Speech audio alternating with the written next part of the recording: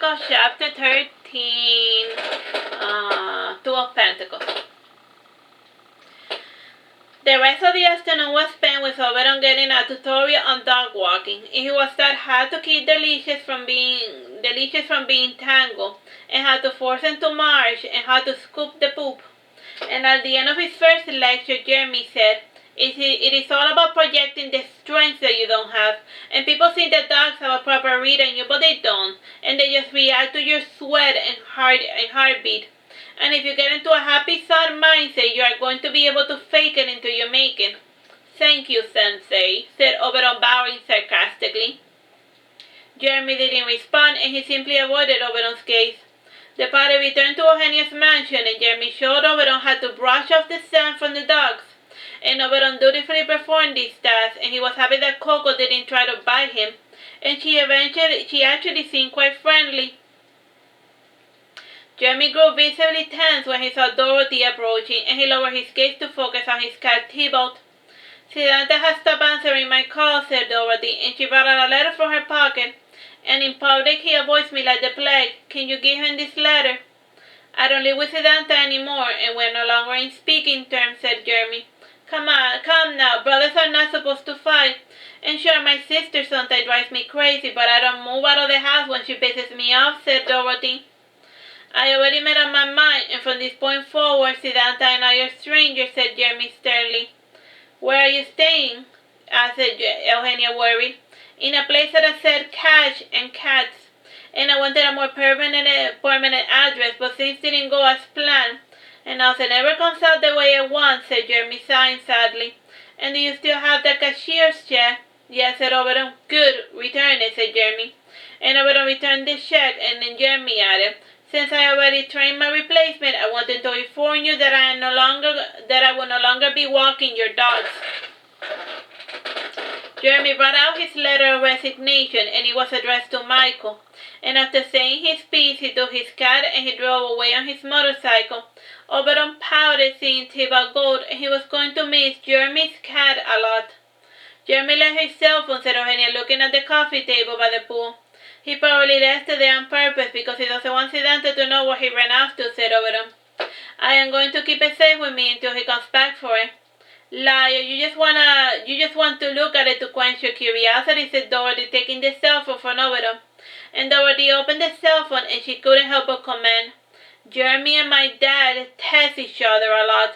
That's weird, said Eugenia, coming over to look. What do they talk about, asked Oberon. They talk about cats, like when is the best time to feed them, or what to do when they are extra fussy at night. And they also exchange a lot of cat photos or memes, said Dorothy pensively. You don't think? Nah, father doesn't like men, said Eugenia. But Jeremy is rather girly, mused Dorothy. Wait a minute, let me get this straight. You think your dad is banging your dog walker, asked Oberon, trying to get the entire gossip. The last time he cheated on my mom, he used a type of cold talk to arrange his affair, said Dorothy.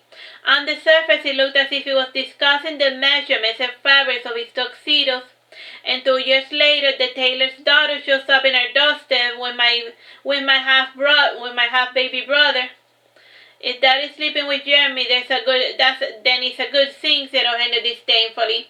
And Jeremy can't get pregnant, so there won't be another half sibling I need to put up with. Hey, said Dorothy, pouting. I'm sorry, I'm just a little irritated because I'm hungry all the time. Pay me no mind, said Eugenia, going to the kitchen. She didn't eat anything, rather she said to look at the clock to wait for the time she was allowed to snack. And she was on a strict nutritional diet curated around the well-being of the baby. Eugenia ate her snack before immediately throwing it up, and Oberon stood with her with a wet towel, and Eugenia cleaned her face before saying, It is time for Dorothy's work. I'll hop to it then. Are you sure that you don't need anything, sis? Asked Dorothy before fetching a glass of water for her sister. I am fine, I'm just going to lie on the couch for a bit. And if I fall asleep, don't wake me up until it's dinner time, said Eugenia before lying down. Oberon went with Dorothy to work out in the home gym, and Dorothy didn't need a personal trainer, and she was fit from her swimming years, but she did like to stay in shape, and she also liked working out with company. and both worked out for half an hour without saying anything of substance. And she talked about movies while Oberon ranted about music. You used to be a bodyguard, right? Asked Dorothy while Oberon assisted her with her weight. I was a bouncer, said Oberon. Do you know how to use a gun? Asked Dorothy. Guns make me squeamish, said Oberon. Did Kain ever teach you how to fire a gun? Asked Dorothy. He taught me and Eugenia. And we used to be squeamish about guns as well, but he said that it was better to have a gun and not need it than to need it and not have it. I prefer a baseball bat for home defense, said Oberon. You ever clobbered anyone with a bat? Asked Dorothy, sitting up. Just once, a guy held me at gunpoint and a baseball bat happened to be nearby. And one swing was all it took to lay him flat on the ground, lied Oberon. Where did this happen? Asked Dorothy. At home, lied Oberon. So you already own a bat to fight robbers, commented Dorothy. Yes, lied Oberon. What type of bat was it? Asked Dorothy. One made of metal, lied Oberon, and he sighed before finally saying the truth. And what really happened was that my cousin found the keys to my father's gun rack, and the gun had a bullet in it in the magazine, and when he pulled the trigger, you got shot, said Dorothy as her eyes widened with delight. It only grazed me, but it still stung like hell for weeks, said Oberon, pointing to an old scar on his shoulder. And even with a bullet hole, my dad still forced me to perform. And my wound actually reopened during the elimination rounds, and I bled all over the pommel horse, and it was quite ghastly, and thankfully I was allowed to do my floor exercise after getting new stitches. Wow, your father sounds like a real asshole, commented Dorothy before jumping on the bike to do some cardio. If only you knew, sighed Oberon. Well, at least now it makes sense to me why you don't live with your parents, mused Dorothy. And why don't you speak to your sister? That was nice to her, but mean to me, that is why, said Oberon dryly. And she always takes his side. And she has even called me a lazy good-for-nothing who doesn't appreciate how much his family sacrificed just to make me a big star. And to think of all the time I wasted twirling and jumping around for a crowd of idiots. All for nothing. I can see why you feel that way, and I too pour a lot of energy and effort into becoming a big Olympic swimmer, but I was never able to be as fast or as strong as my competition, and I find myself at a loss as to what to do with my time on this earth, pouted Dorothy. It must be nice to have the luxury to ponder on all of your career choices, said Oberon spitefully, and he added, lowering his gaze, I am sorry. It's fun. I'm used to people being randomly mean to me because they envy my father's wealth, said Dorothy dryly. They think, oh, look at Princess Dorothy with all that money. Her life must be rainbows and butterflies. Or my favorite, what do you have to be sad about when you have so much money? I'm sorry, repeated Oberon. I heard you the first time and you were forgiven, said Dorothy, sighing. And money gives you security, but it also isolates you from others. And it makes it difficult to know if folks are being nice to you just to get a piece of your pie. Poverty is also isolating, and everyone wants to party with you on the good times, but the moment that you have a real problem, they run for the hills, said Oberon, vibing with Dorothy. I am starting to miss Dante, pouted Dorothy. Then why do you reject his marriage proposal? Asked Oberon. It just felt so sudden, and plus there's Jeremy to consider. The guy's an asshole, a polite but an asshole nonetheless. And he was positively insupportable during the vacation we took together with his constant whining. I am surprised my father allowed the little toad to keep his job. And I wasn't about to marry Sidanta if it meant putting up with his brother, said Dorothy. Your sister isn't perfect either, and plus she's having a kid, and I bet that might deter some guys into tying the knot with you, mused Oberon.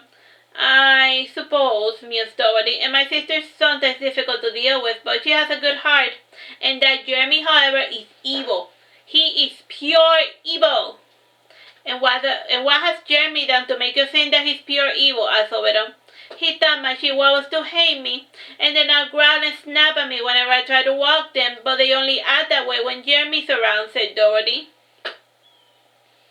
Maybe they're just reacting to your negative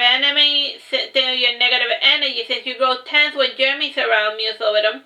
And other than the dog thing, what else has he done that is pure evil? If I ask him for something, he gives it to me with an attitude, or he drops it if it's fragile. And when I ask him to take a message, he writes it down, but he never delivers it. And he once pushed me into the deep end of the pool, and I was so surprised that I swallowed so much water. And when he's around, stuff in my room disappears for days, only to reappear when I no longer need them. Whined Dorothy. And he also puts roaches in my shoes. Did the camera record him putting roaches in your shoes? Asked Overton. No, but he did shove me into the pool, and Dad just laughed it off. I am glad he finally left his job for good, and if Dad didn't monitor my expenses, I would have paid Jeremy to go away ages ago. You could write Jeremy a good letter of recommendation, and that way it becomes easy for him to become someone else's problem, suggested Overton. Good idea, said Dorothy, picking up speed, and she couldn't be openly hostile to Jeremy because her father felt sorry for the kid, as she liked to call him. The workday came to an end, and instead of going to Kain's house, Overton visited Natasha, and he needed to tell her that he was dating Kain now. And when he arrived, he saw Jeremy's motorcycle parked outside, and Overton allowed himself into Natasha's house, and he laughed when he saw Jeremy nearly while holding a wedding ring. And by the looks of it, the ring was extremely expensive, and Natasha's parents were there clapping at the fact that her daughter was engaged to a man. Hold your horses, Jeremy, said Natasha, pushing her back her raven hair. Her thick eyebrows were furrowed in anger before she folded her strong masculine arms, and she was a bodybuilder by trade, and her most feminine feature were her sweet, honey-colored eyes. But I love you, said Jeremy, smiling warmly, and let's get married and form a family, just the two of us, and we can have as many beautiful children as you want, and you will birth them, and I will raise them as your dutiful little wife, just like you always wanted. I do not know who told you about my desire to have a stay-at-home husband, but you failed the audition. A weirdo like you isn't marriage material. And as to the stunt you just pulled, I do not even think I can be your friend, said Natasha, taking a step back. Well, I can say I didn't try, said Jeremy, standing up, and he dusted himself before saying, It was nice knowing you. Jeremy departed with a huff, and as soon as he left, Natasha breathed a sigh of relief. And she told her parents, Sidanta called me last night, and he got in a stupid fight with his little brother, and now the brat doesn't want to live with him anymore. And the whole wedding proposal thing, that was just Jeremy's way of whistling into my house. And he doesn't really want to marry me. That's a shame, said Natasha's mother, Nadia, and that looked like quite the expensive wedding ring. He probably stole them, mused Natasha, and if it is stolen, I don't want it. Why would you assume that Jeremy's a thief? Asked Overton. Sidanta warned me that Jeremy's a bit of a klepto, said Natasha. Sidanta says a lot of things about Jeremy that we have no way of knowing if they're true, mused Overton, sitting down on the couch. And Jeremy left his job today after training me as his replacement, and he left his cell phone as well, and he probably doesn't want his brother to know his whereabouts. Natasha took that cell phone in order to snoop, and she also commented, Why does Jeremy talk to his boss so much? I don't know, the girl think that Jeremy is Michael's lover, said Overton, switching to gossip mode, and while he was at it, he grabbed a handful of cookies. How do they know? Asked Natasha. Well, Michael used cold talk with his last infidelity, and this is the only way that his daughters were able to explain their father's sudden interest in cats, said Overton. Do you think he paid Jeremy for sex? Asked Natasha, furrowing her brow. Maybe, said Overton, shrugging his shoulders. It would explain the expensive wedding ring, said Nadia, sipping her tea. And was that all you came to tell me? Asked Natasha, sitting back down to brood. No, I decided to give monogamy a try, said Overton after giving a long pause. So you finally matured, congratulations, said Nadia, laughing, and her laughter was echoed by her husband Iago by a lesser degree. Ha ha ha ha ha, you're giving monogamy a try, ha ha ha ha. Who is the lucky guy? Asked Natasha. Kain, said Overton, smiling shyly. Makes sense, mused Iago. It is your classical Florence Nightingale syndrome. You got it all backwards, Iago, dear. The Florence Nightingale syndrome applies to the caregiver and not the patient, explained Nadia, who was a nurse. Though it isn't uncommon for a patient and a nurse to hook up together, said Nadia, holding her hands with her husband. The rest of the night was spent gossiping about Kain, and Overton lied about how far he had gotten, while Natasha pretended to believe her friend's lie, and it was still too early for Overton to seal the deal, or so Natasha fancied. It wasn't easy for someone so repressed to be their true self. And that night Oberon spent it chatting with his friend, and every so often he tested Kain to give signs of life, and when it was close to bedtime, Oberon pondered if he should go home or visit his boyfriend. Alright, so that's that's it. Bye-bye. God bless.